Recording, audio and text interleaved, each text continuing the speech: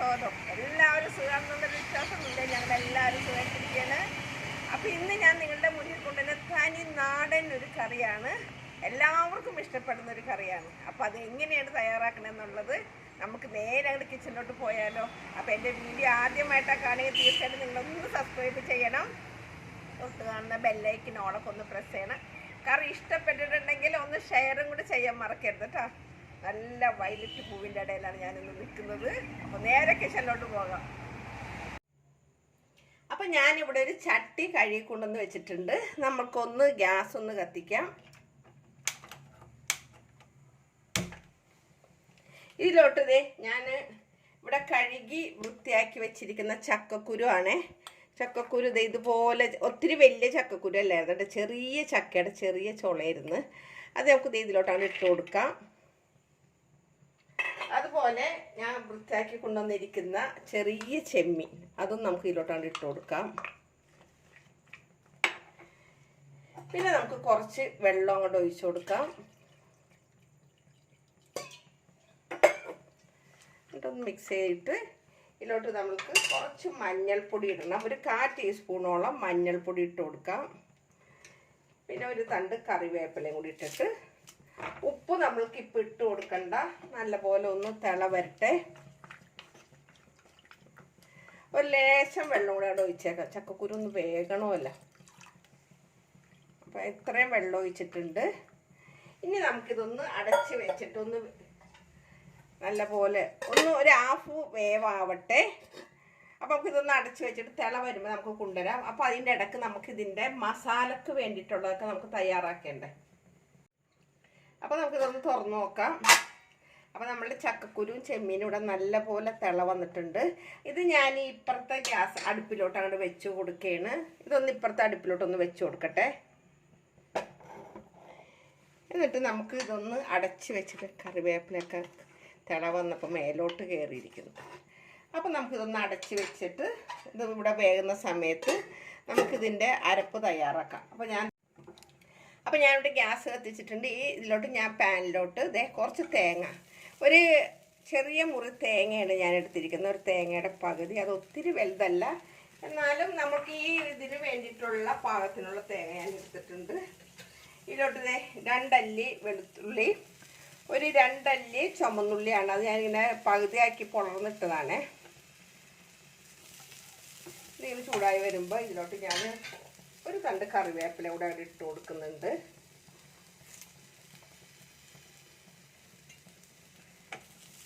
എന്നിട്ട് ഇത് നമ്മൾക്കിതൊന്ന് നല്ല പോലെ ഒന്ന് വറുത്തെടുക്കേണ്ടതാണ്. അപ്പോൾ ഒന്ന് നല്ല പോലെ ഒന്ന് വറുത്തെടുക്കട്ടെ. അപ്പോൾ ചെറുതായിട്ടൊന്ന് കളർ മാറി വന്നിട്ടുണ്ട്. അതിൻ്റെ ഇടയ്ക്ക് ഇതൊന്നും ഇവിടെ ആയിക്കൊണ്ടിരിക്കുന്നുണ്ട് കേട്ടോ, കണ്ടില്ലേ. അപ്പോൾ ഇത് ഞാനിവിടെ ഇങ്ങനെ സിമ്മിലിട്ട് വെച്ചിരിക്കണേ, ഒത്തിരി തീ കൂട്ടിയിട്ടില്ല. ഇതൊന്ന് വറുത്തൊക്കെ വന്നിട്ട് വേണമല്ലോ. അപ്പോൾ ഇത് നല്ല പോലെ ഇനി കളർ മാറിയിട്ട് ഞാൻ നിങ്ങളുടെ മുന്നിൽ കൊണ്ടുവരാം. അപ്പോൾ തേങ്ങ കണ്ടില്ലേ, ഇതുപോലെ ആയിട്ടുണ്ട് കേട്ടോ. ഇതുപോലെ മൊരിഞ്ഞ് വന്നിട്ടുണ്ട്, കണ്ടില്ലേ. ഒരുവിധം ഗോൾഡൻ കളർ ആവുന്ന വരെ നമ്മളിത് മൂപ്പിച്ചെടുക്കണം. വളരെ സിമ്മിലിട്ടിട്ട് വേണം മൂപ്പിച്ചെടുക്കാൻ, അല്ലെങ്കിൽ കരിഞ്ഞു പോവും. അത് പ്രത്യേകം നമ്മൾ ശ്രദ്ധിക്കണം. ഇതിലോട്ട് ഞാനൊരു 1/4 ടീസ്പൂണോളം മഞ്ഞൾപ്പൊടി കൂടെ ഇട്ട് കൊടുക്കുന്നുണ്ട്. നമ്മൾ നേരത്തെ 1/4 ടീസ്പൂൺ ഇട്ടതാണ്, വീണ്ടും ഒരു 1/4 ടീസ്പൂൺ ഇട്ട് കൊടുക്കുന്നുണ്ട്. പിന്നെ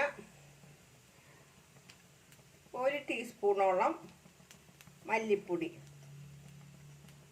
ടീസ്പൂൺ ഒരു ലേശം കൂടി ഇട്ട് കൊടുക്കുന്നുണ്ട്. അപ്പം സ്പൂൺ ശരിയല്ലാത്തതുകൊണ്ടാണ്. ഒരു 2 ടീസ്പൂണോളം മുളക് പൊടി. പിന്നെ എരിവ് ഓരോരുത്തരുടെ പാകത്തിന് എടുത്തോട്ടെ, അതിനെക്കുറിച്ച് ഞാൻ കൂടുതൽ പറയുന്നില്ല. എന്നിട്ട് ഇത് വീണ്ടും നമ്മൾ നല്ല പോലെ ഇതിൽ ഇട്ടിട്ട് ചൂടാക്കി എടുക്കണം. ഈ മല്ലിയും മുളകും മഞ്ഞൾപ്പൊടിയും എല്ലാം കൂടി നല്ല പോലെ കൂട്ടി ഇളക്കി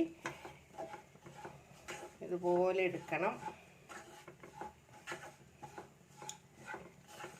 ഇതുപോലെ എടുത്തിട്ട് അപ്പോൾ ഒരു മിനിറ്റിൽ മേലെ ഞാൻ ഇളക്കിയിട്ടുണ്ട്. ഇനി എൻ്റെ ഗ്യാസ് അങ്ങോട്ട് ഓഫ് ചെയ്യണം, അല്ലെങ്കിൽ മല്ലി മുളകൊക്കെ കരിഞ്ഞു പോകും. എന്നിട്ട് ഞാനിത് ഈ പാത്രത്തിൽ നിന്ന് മാറ്റിയിട്ട് ഞാനിതൊന്ന് നല്ല പോലെ അരച്ചിട്ട് വരാം. അപ്പോൾ അതേ ഞാൻ ഈ അരപ്പ് കൂടെ ഞാൻ അരച്ചൊരു പാത്രത്തിലാക്കി കൊണ്ടുവന്നിട്ടുണ്ട്. ഇനിയിപ്പോൾ ദേ ഈ ചട്ടിയിലോട്ട് കാണിച്ചതാക്കാം. അപ്പോൾ നമ്മൾ ഈ ചട്ടിയിലോട്ട് അങ്ങോട്ട് ഒഴിച്ച് കൊടുക്കുകയാണ്. ഈ ചട്ടിയിലോട്ട് ദേ ഇതുപോലെ അങ്ങോട്ട് ഒഴിച്ചുകൊണ്ട് കൊടുക്കേണ്ട. ലേശം വെള്ളം എടുക്കട്ടെ. വെള്ളം ലേശം അങ്ങോട്ട് ഒഴിച്ച് കൊടുക്കുകയാണ്. അപ്പം നമ്മൾ ഇതുവരെ പുളി ഇട്ടിട്ടുണ്ടായിരുന്നില്ല. പുളി ഇടാതെ ഇരുന്ന കാര്യം ചക്കക്കുരു പുളി ഉപ്പൊക്കെ വേഗം ഇടുമ്പോൾ ചിലപ്പോൾ വേഗം താമസം പിടിക്കും. അത് കാരണം ഞാൻ പുളി ഇട്ടിട്ടുണ്ടായിരുന്നില്ല. അപ്പോൾ അതേ ഞാനിവിടെ കുറച്ച് കുടപ്പുളി കഴുകി വെള്ളത്തിലിട്ട് വെച്ചിട്ടുണ്ടായിരുന്നു. ഇത് നമുക്ക് ഇതിലോട്ടാണ്ട് ഇട്ട് കൊടുക്കാം. എന്നിട്ട് ദേ ഇവിടെ ദേ 2-3 പച്ചമുളക്, ചെറിയ പച്ചമുളകായിരുന്നു, അത് നമുക്ക് ഇതിലോട്ട് ഇട്ട് കൊടുക്കാം. ഒരു ലേശം വെള്ളം കൂടെ അവിടെ ഒഴിച്ചു കൊടുത്തേക്കാം കേട്ടോ. ലേശം വെള്ളം കൂടി, കൂടുതൽ ഒഴിക്കണ്ട, ഒരു ലേശം വെള്ളം കൂടി. ഇത് തിളക്കുമ്പോൾ പെട്ടെന്ന് കുറുകാതിരിക്കാനാണ്. ഇനിയിപ്പോൾ ഇതിൽ കിടന്നിട്ട് ഒന്ന് ഈ പുളിയൊക്കെ ഇട്ടിട്ട് ഒന്ന് നല്ല പോലെ ഒന്ന് പുളി ഇറങ്ങണം അരപ്പിൽ കിടന്നിട്ട്. ഇനിയിപ്പോൾ നമുക്ക് ആവശ്യത്തിനുള്ള ഉപ്പും കൂടി അങ്ങോട്ട് ഇട്ട് കൊടുത്തേക്കാം.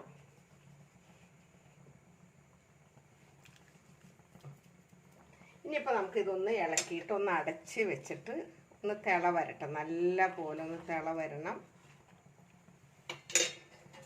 ഇതൊന്ന് അടച്ച് വെക്കട്ടെ. അപ്പോൾ നമ്മുടെ കറി ഇവിടെ നല്ലപോലെ തിള വന്നിട്ടുണ്ട്. അപ്പോൾ ഇതിൻ്റെ ഉപ്പും പുളിയൊക്കെ എനിക്കൊന്ന് നോക്കണം. ഞാൻ ഇതുവരെ നോക്കിയിട്ടുണ്ടായിരുന്നില്ല. പുളി ഇട്ടിട്ട് പിന്നെ ഉപ്പൊന്നും നോക്കിയിട്ടില്ല.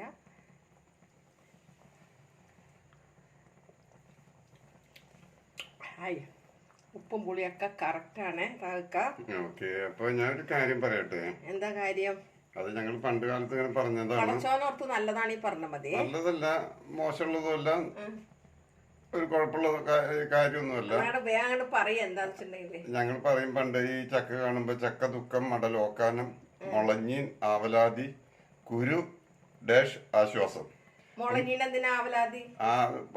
ചക്ക കണ്ടു കഴിഞ്ഞാൽ നമുക്ക് കഴിച്ചിട്ട് ഒരു ദുഃഖം തോന്നും. പിന്നെ നമുക്ക് മടല് നമുക്ക് കഴിച്ചാൽ നമുക്ക് ഓക്കാനിക്കാൻ വരും. പിന്നെ മുളഞ്ഞീനാണെങ്കിൽ നമ്മൾ കൈ തൊടുന്നിടത്തൊക്കെ അത് പശയാണ്. അപ്പൊ അതൊരു ആവലാതി പോലെയാണ്. പിന്നെ കുരു, അത് ഞാൻ പറയുന്നില്ല, ഡാഷ് ഒരു ആശ്വാസമാണ്. അയ്യോ, ഞങ്ങളുടെ താഴ്ക്ക വല്ലപ്പോഴും ഒന്ന് വർത്താനം പറഞ്ഞാട്ടാ. ഇങ്ങനത്തെ വർത്താനമാണെന്നുള്ള തൃശ്ശൂർക്കാരുടെ ഭാഷ എനിക്കൊരു, ഞങ്ങളുടെ എറണാകുളത്തൊന്നും ഞാൻ കേട്ടിട്ടില്ല. അപ്പൊ നമുക്ക് ഇത് അടച്ചു വെക്കാം. അപ്പൊ അതേ നമ്മളുടെ കറി ഇവിടെ എണ്ണയൊക്കെ തെളിഞ്ഞ് വന്നിട്ടുണ്ട്. കണ്ടില്ലേ, കറി കറക്റ്റ് പാകത്തിനായിട്ടുണ്ട്. ഇത് ഇനിയിപ്പോൾ ഞാൻ ഇപ്പുറത്തെ ഗ്യാസിലോട്ടാണ്ട് അടുപ്പിലോട്ടാണ്ട് വെച്ച് കൊടുക്കുകയാണ്. എൻ്റെ എന്നത്തെയും കുട്ടി ചീനച്ചട്ടിയാണ്. ഇതിലോട്ട് ഞാൻ കുറച്ച് വെളിച്ചെണ്ണ ഒഴിച്ചു കൊടുക്കുകയാണ്. കുറച്ച് വെളിച്ചെണ്ണ ഒഴിച്ചിട്ടുള്ളൂ കേട്ടോ.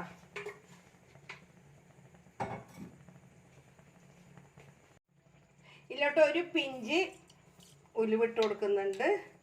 ഉലുവ പൊട്ടി വരുമ്പോൾ ഞാൻ തീ നല്ലപോലെ കുറച്ച് വെച്ചിരിക്കുന്നതാണ്. ഉലുവ പെട്ടെന്ന് കരിഞ്ഞു പോവാതിരിക്കാൻ കുറച്ച് ചുമന്നുള്ളി കനം കുറഞ്ഞ് അരിഞ്ഞെടുത്തതാണ്. ഇത് നമുക്ക് ഇതിലോട്ടാണ്ട് ഇട്ട് കൊടുക്കാം. എന്നിട്ട് നമുക്ക് ഇതൊന്ന് ഇളക്കിയിട്ട് ഇതിലോട്ട് ഒരു 2 കറിവേപ്പിലയും ഒരു വറ്റൽമുളകും കൂടി ഇതുപോലെ ഇട്ട് കൊടുക്കുന്നുണ്ട്. എന്നിട്ട് ഇത് നല്ല പോലെ ഒന്ന് ഗോൾഡൻ കളറാവുന്ന വരെ നമ്മൾക്ക് ഇതൊന്ന് മൊരിയിപ്പിച്ചെടുക്കണം. അപ്പോൾ ഇത് നല്ല പോലെ മൊരിഞ്ഞിട്ടുണ്ട്. ഞാനിതിൻ്റെ ഗ്യാസ് അങ്ങോട്ട് ഓഫ് ചെയ്യാണ്. നമ്മളുടെ ഈ കറിയിലോട്ട് അങ്ങോട്ട് ഒഴിച്ചു കൊടുക്കുകയാണ്.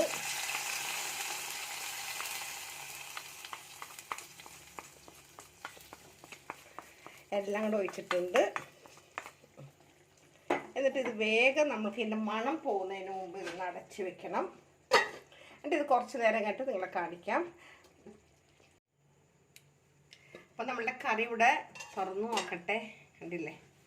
അപ്പോൾ എല്ലാവർക്കും ഇഷ്ടപ്പെട്ട് കാണും എന്നുള്ളൊരു വിശ്വാസമുണ്ട്. ഇന്നത്തെ നമ്മുടെ ചക്കക്കുരുവും ചെമ്മീനും വെച്ചിട്ട് വറുത്തരച്ച് വെച്ച ഈ കറി. അപ്പോൾ തീർച്ചയായിട്ടും ഇതെല്ലാവരും ഒന്ന് ട്രൈ ചെയ്ത് നോക്കണം.